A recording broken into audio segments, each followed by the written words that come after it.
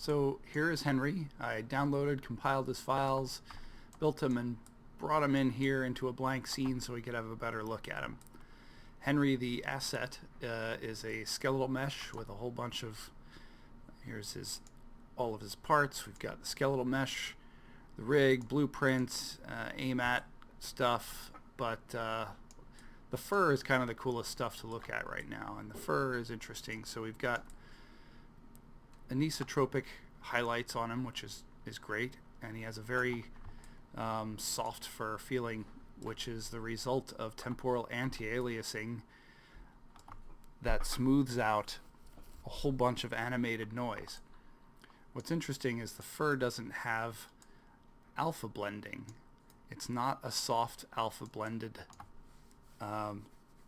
map, so it's that makes it a lot faster to perform. I don't know if you could ever get anything alpha blended to perform this fast, but what we can look at is the post-process volume, and you can see some of his fur. If we turn off temporal anti-aliasing, you can see very clearly the animated Bayer noise running through all these fur cards.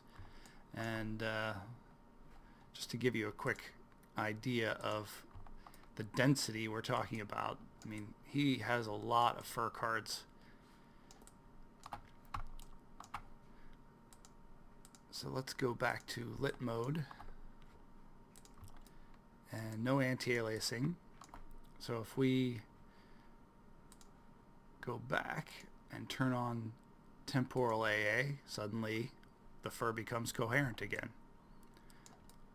Cool stuff. Let's look at the materials. So the material, basic fur material is here.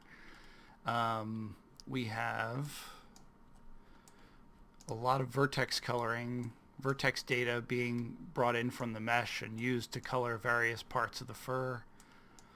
But the more interesting bit is, and here's the texture sample of the fur cards. All these are the different fur cards. Nothing special.